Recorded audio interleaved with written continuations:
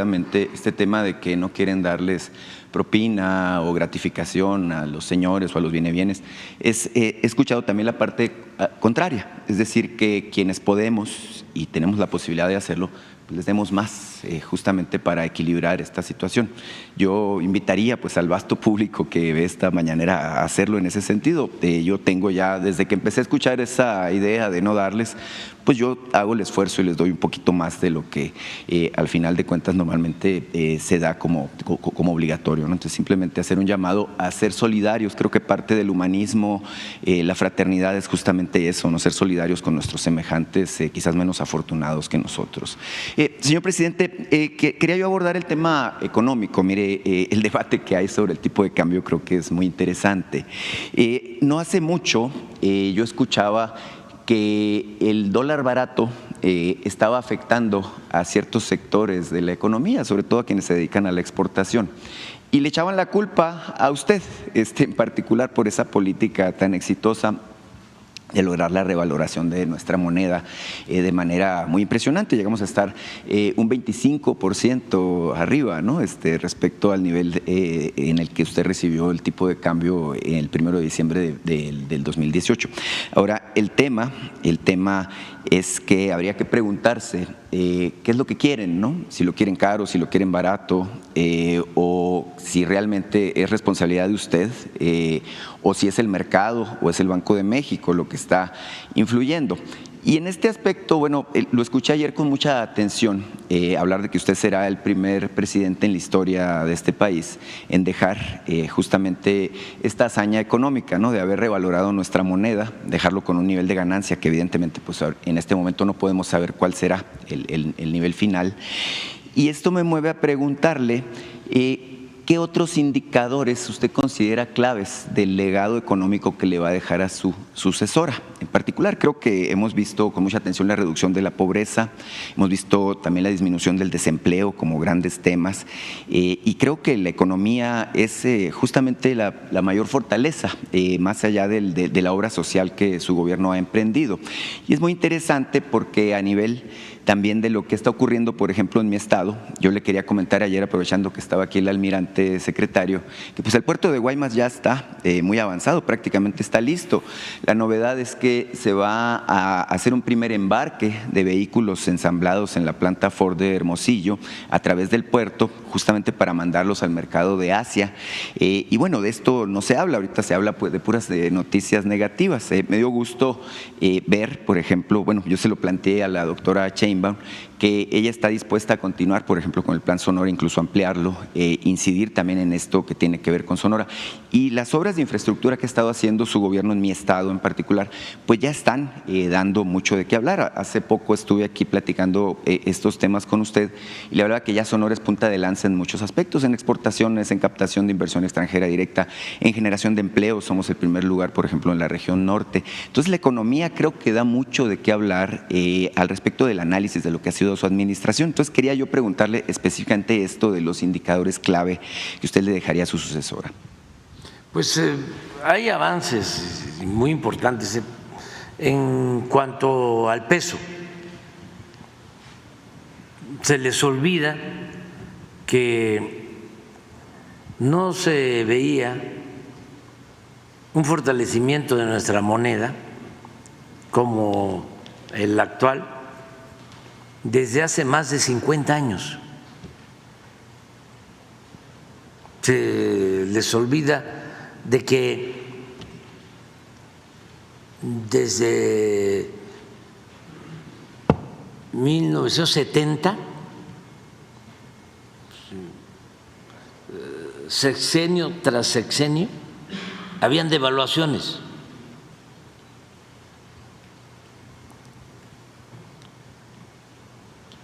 Todos los sexenios después del 70, todos los presidentes, todos los gobiernos devaluaron.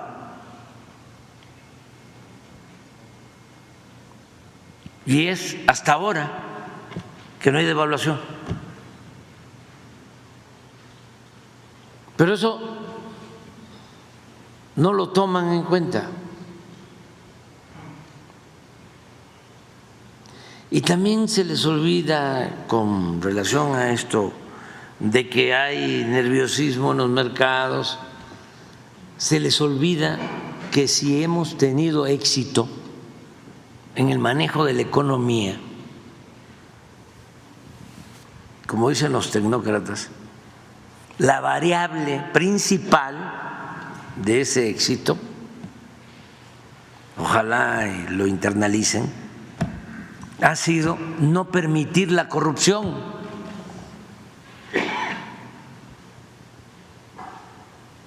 Eso es la clave, porque eso era lo que impedía que México progresara. Imperaba la corrupción, pero excesiva, sin límites. México era de los países más corruptos del mundo, más saqueados por una pandilla de rufianes, por una banda de malhechores. Entonces, cuando cambia el gobierno y se establecen nuevas reglas y se decide desterrar la corrupción, se nos empiezan a facilitar las cosas. ¿Por qué? No solo por la confianza de inversionistas extranjeros, sino también por el respeto de otros gobiernos a la autoridad de nuestro país. Entonces, se puede avanzar si no hay corrupción. Por eso están equivocados, lo digo de manera respetuosa, quienes están pensando que vamos a dar marcha atrás al propósito de reformar el Poder Judicial, que está podrido, que está dominado por la corrupción, solo porque hay nerviosismo financiero. No, porque sabemos que si limpiamos el Poder Judicial, en el supuesto de que tengamos desajustes en la paridad, al mediano, a largo plazo, eso nos va a ayudar a todos, pero además está de por medio la justicia. ¿Cómo vamos a cambiar corrupción por justicia? ¿Qué les pasa? Si el éxito de nuestra política económica ha sido precisamente no permitir la corrupción. Entonces, ¿por qué logramos el que se restableciera, que se ratificara el tratado comercial en mejores condiciones con Estados Unidos? Por la honestidad. Y por eso somos el principal socio comercial con Estados Unidos, y por eso hay récord en inversión extranjera, y por eso México es de los países con menos desempleo en el mundo. Eso no había sucedido. Ya casi tenemos empleo pleno. Pero tiene que ver mucho con eso. La fórmula es no permitir la corrupción, no hacer un gobierno ostentoso,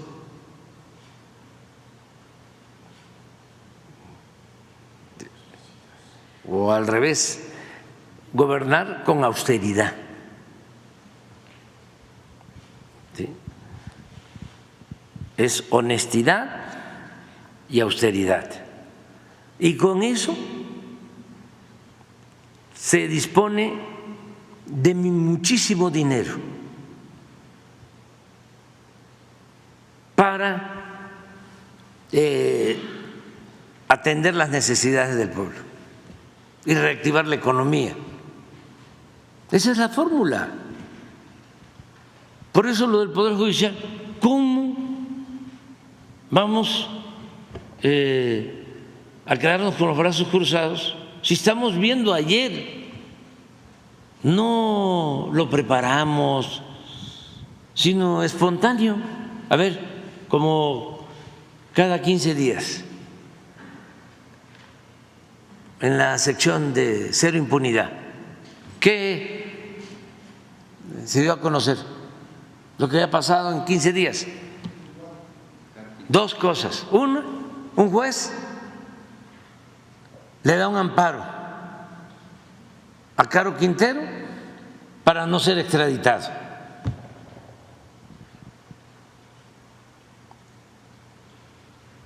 Casi al mismo tiempo, una jueza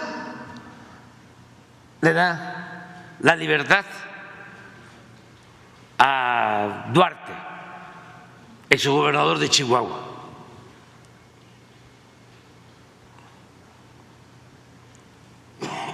¿De dónde son esos jueces? Del Poder Judicial. Pero si vemos el comportamiento de esos jueces, vamos a encontrar muchas otras cosas. Bueno, como es el caso de este ministro, presidente de la Corte. A ver, pon otra vez la foto. ¿Está enojado con nosotros? Pues cómo no va a estar enojado. Sí. Mire, ahí está atrás, porque la gente no lo conoce bien.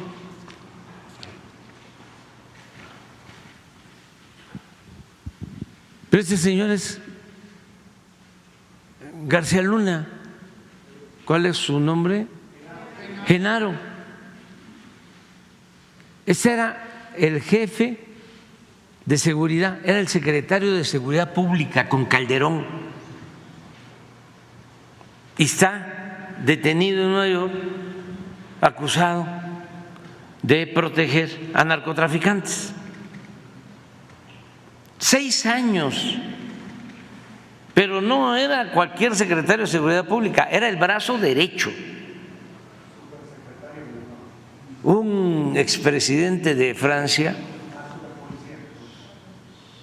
no sé, Sarkozy, escribió sus memorias y le tocaba tratar el asunto de la señora Florence Cassés y deja escrito que le impresionó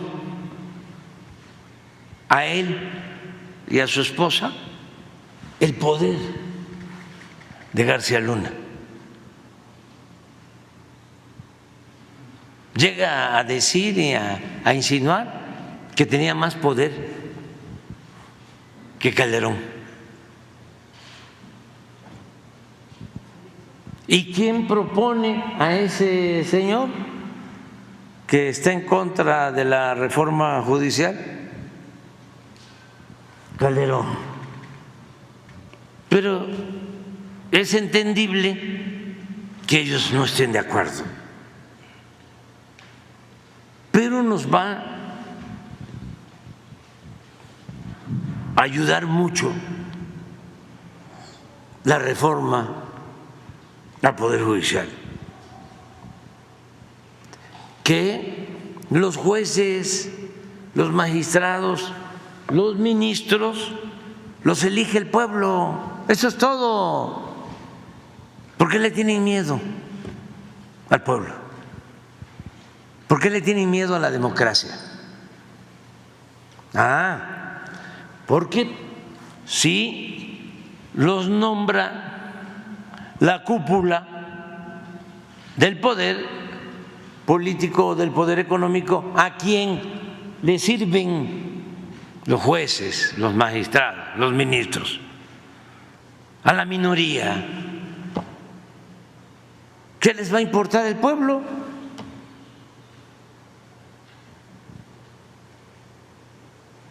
No hay justicia para el que no tiene con qué comprar su inocencia. Y es muy claro de que los potentados de México, que son los que están molestos, pero además por vanidad, por el privilegio de mandar, porque cada potentado, cada corporativo de los más importantes tiene de empleados a jueces, a magistrados y a ministros, de empleados.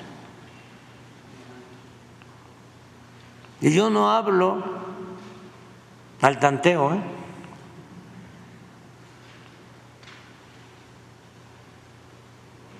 Entonces yo quiero, como todos los mexicanos, que los jueces o los magistrados, los ministros, sean empleados del pueblo. El soberano es el pueblo es el que manda. Nosotros somos servidores públicos. Eso es todo. Entonces ahí los estoy observando, los estoy fildeando, como se dice en el béisbol, de cómo, ¿no? Están presionando para ver si se da marcha atrás y que siga la corrupción. Pues no,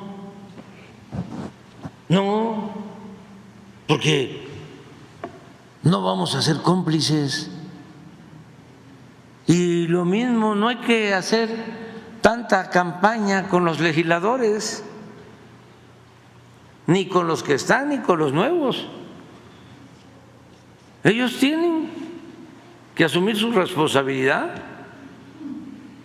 y tienen que demostrar que son representantes del pueblo, auténticos representantes populares. ¿Qué voy a andarles diciendo, oye, ayuda para que tengamos mayoría y se pueda reformar la Constitución y entonces se puedan elegir a los jueces, a los magistrados? No, ellos tienen que entregarle cuentas al pueblo, porque esa es la democracia. Dejar esto muy claro, pero regresando a tu pregunta, la clave está en separar poder económico del poder político, que el gobierno atienda a todos, que respete a todos, que haya un auténtico Estado de Derecho, no un Estado de chueco, no un Estado de cohecho, no simulación de que la Constitución se respeta en la forma para violarse en el fondo.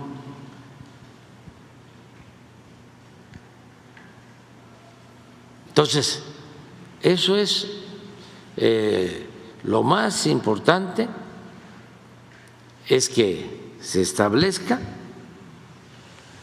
el que no haya corrupción, que se destierre la corrupción, que se destierre la impunidad. Y esto, repito, es bueno para todos, hasta para estos que quieren por fantoches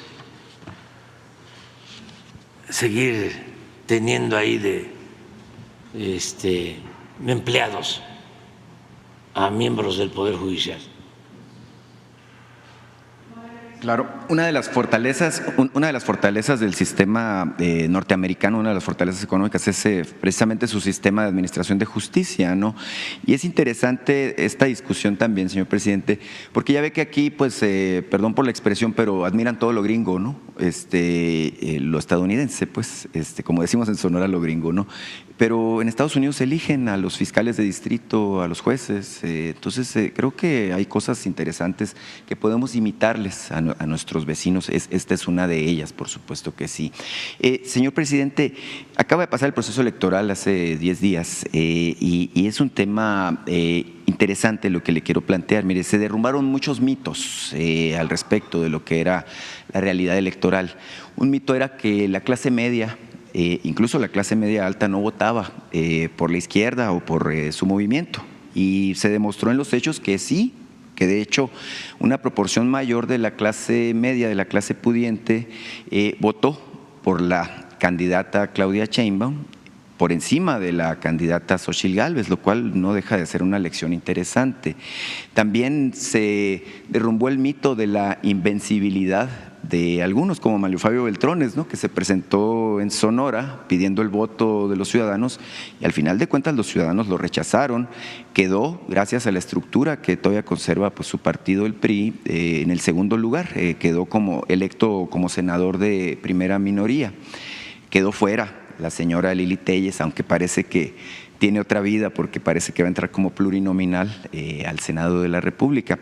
Pero es interesante porque, mire, en el caso de Sonora también se derrumbó otro mito. Decían que Sonora jamás votaría por la izquierda. Usted ganó de manera arrolladora en Sonora. En las elecciones del 2021, Alfonso Durazo ganó por 17 puntos de ventaja, que no es un asunto menor.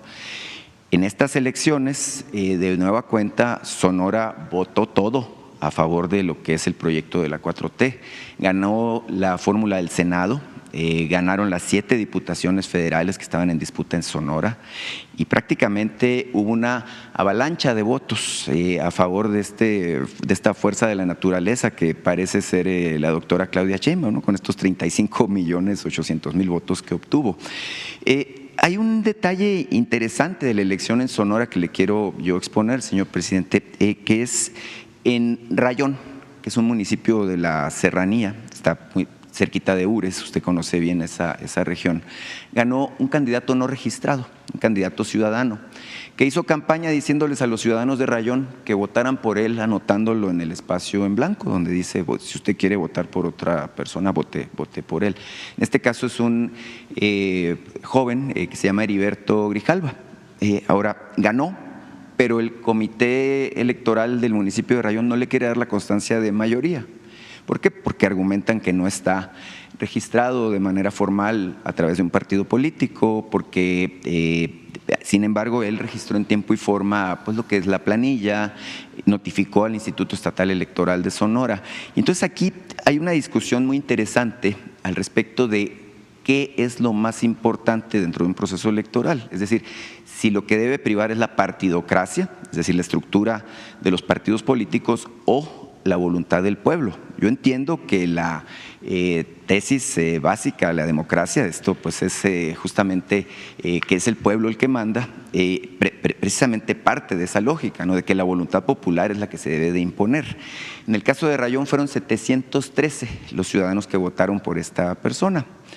595 votaron por la otra opción, el candidato del PRI, del PAN y del PRD. Yo le quiero pedir a usted, señor presidente, su opinión al respecto de esto. Yo sé que es un asunto de una autoridad muy local, pero es un tema interesante de debate. Simplemente para cerrar le quiero preguntar dos cosas, finalmente. Bueno, una cosa, si va a ir a Sonora este fin de semana. Todo nos han indicado que sí, que ya está incluso listo el distrito de riego de los Yaquis. Incluso pues por aquí le planteábamos a la doctora una invitación de que fuera